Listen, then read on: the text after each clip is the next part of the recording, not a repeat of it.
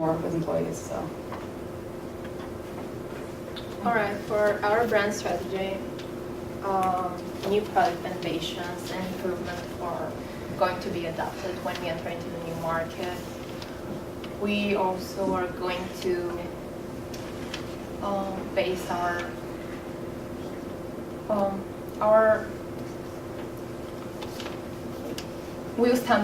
we'll keep standardized the quality of our foods. Innovation and partnerships are important for the company, so we'll try to find some local partners which are going to be a source for new ideas. Location, low price, cleanliness, and high value of products are crucial for Wendy's, and they will be standardized.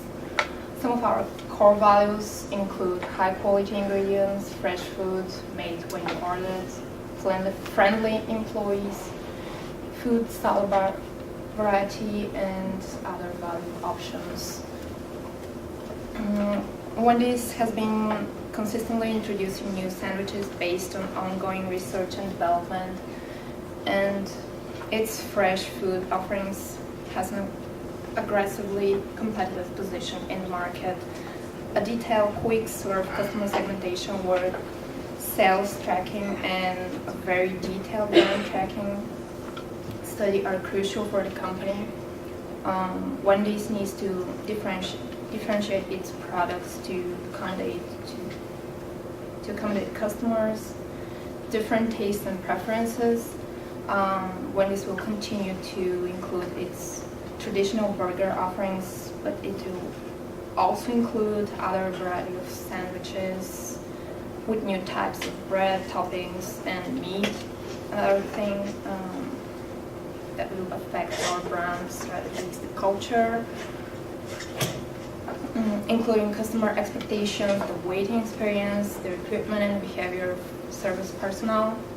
By offering consistent training for our employees, Wendy's will ensure that customers will have the same experience in each store around the world. The other thing is price. For pricing, Wendy's determines the price of the menu items based on the cost, particularly the food cost. The target food cost lies between 28.7% and 29% of the retail price of the meal. For some items such as beverages, food costs are only 20% of the price of the item. For other burgers, for example, costs comprise 45% of the sale price. Wendy's has focused on providing a fair menu, selling a group of items at regular low prices rather than running special sales. But Wendy's also have to be aware of competitive prices in order to stay competitive. A change in the price will affect demand for fast food. Okay, so we want to keep our logo and color scheme standard just to ensure global recognition of the brand. We also want to keep the way we prepare our food and manage our restaurant standard. And we definitely want to stay with the idea of healthy food. South Africans really value that idea, and Wendy's is known for being one of the healthier fast food options, so we think this fits in perfectly. And one of the only things that Wendy's really changes when they go into new countries is their menu. Everything else pretty much stays standard, and we're going to do the same thing. And we're going to join with local players to help them devise our breakfast menus and snack menus. So for our employees, we plan to hire local employees to help combat unemployment, which is a huge problem. Education is also a really big problem, but we don't think this will really affect us because the lower level workers won't need to be educated, they just have to be trained. And in the future, we're going to have local players take over the management positions, and these people will obviously be educated. So we're going to start with 5 establishments, 2 in Johannesburg and 2 in Cape Town. These are both very populous and metropolitan cities, so we think this is a good start. And 1 in Soweto, which is a mostly African-American neighborhood. And once Wendy's has gained a following, we're going to expand and hopefully open in mega malls and the food courts. So consumers are cash rich and time poor. And so we think fast food's the perfect option for them. And a lot of women are entering the workforce, so we kind of want to target these women because they have less time to prepare meals for their family. So we think this is the perfect target. And promotional giveaways are perceived really well in South Africa.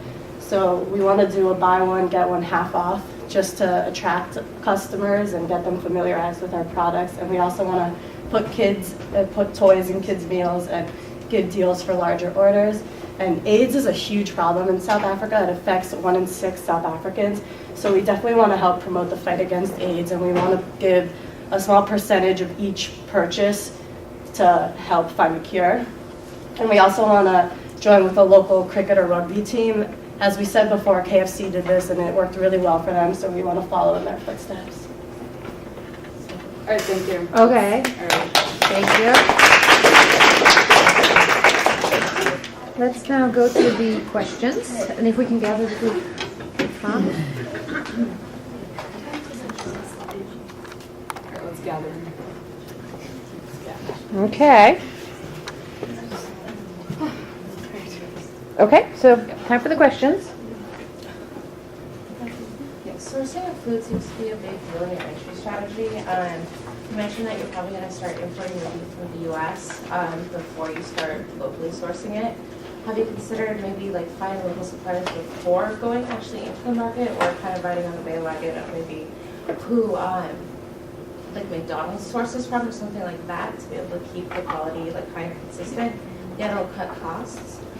Yeah, we looked into it a little bit, and like I mentioned, there is the problem. Some of the supplies we can get locally, and that's not a problem, but Produce. yeah, but things like beef, because we're so well known for like fresh, safe, healthy products, we're afraid that if we start up a new franchise, it's not going to be the Wendys that everybody knows globally if something goes wrong, and so we just want to be safe in the beginning. We considered looking around the areas that our franchises are set up in, so maybe they're not really close to where our franchises are located, but they're closer to the United States, and so yeah, you can follow Okay, me. just following up on that, how is that going to affect the cost of the burgers in itself? On Diliana's slide, she sort of talked about how keeping prices competitive is pretty hard because, yeah, some of the other local global players like McDonald's and Burger King, not all of their stuff is sourced locally, and some of them still have stuff shipped from the United States. And so we think that even if we do it for now, if we try and look around the areas, that maybe we can cut it enough, but it might be something that we might just have to incur the cost to stay competitive. I mean, hopefully if we can gain enough of a loyal consumer base, then maybe we can start to actually put it back in. So I mean, it might take a while. Yeah. Yeah. Can you just explain the Tim Horton connection? Because I didn't understand. Do you own Wendy's? Wendy's is part of the Arby's group, and Tim Hortons is part of the Arby's group, and I didn't know that. But yeah, Tim Hortons is basically the Canadian Starbucks, is what it is. So, yeah. Yeah, I have a very quick question about the symbol, the Wendy's hair. In Africa, I never seen like a red hair. It's not very common. Because I just the question, yeah. But We you actually- think like little. She thought you were going to ask that question. That's funny. We actually thought about this, but when Wendy's went into China, they didn't have a problem with her having red hair, and we kind of think it's the only way to keep the logo standard everywhere. Especially our two first places that we were going to set up our franchises. They're pretty international locations. I mean, that's why that local company Steers and Burger King have such a competitive nature between each other. It's just international enough that people joke about Burger King. So we think that if we tried to change the logo just to fit South Africa, people going back and forth between like the United States and South Africa might not. I mean, if you change the logo, it might look like you're changing other things within the company, and so maybe people won't think it's the same. Yeah, they might think it's like we've changed it so that it's not the same reliable Wendy's. It hasn't been a problem in the past, so Yeah. we don't really think it's going to be one here. You touched on menu changes, like specifically what would you be doing to the menu? Oh, the Pro Nutro thing I was talking about, which is like oatmeal. So I mentioned a lot of the research we did said that breakfast menus for fast foods locations didn't go over well, and that's including like McDonald's and Burger King. Mm-hmm. They pretty much don't have breakfast menus just because people didn't seem to like wanting to go buy really greasy American fast food products for breakfast at 9 o'clock in the morning before work. And so a lot of them eat this thing, which is like Pro Nutro, and it's like oatmeal. And so, like I mentioned, a lot of suppliers are within South Africa. It's not just one company, and that's the same with the biltong meats. But what we think we can do is basically buy out one of each, because there's so many, we feel that the cost would actually be cheap enough. And the benefits of being able to get consumers attracted to, hey, they're selling what I always buy for breakfast anyways. You can bring your kids when you're dropping them off to school on the way to work, and it's like they have toys for kids. And so we think it might actually help us even with the costs. Another thing that we may change is, as I said, the type of bread, the toppings, the meat, depends on the consumer preferences, taste preference. Yeah, it wasn't in our PowerPoint, but I think she talked a little bit about it, seasonal sort of varieties you could come up with, and so this would be specifically just to South Africa and things that would only come out once a year or something, so it would be more exciting to go get it. Yeah. Okay. Thank you very much.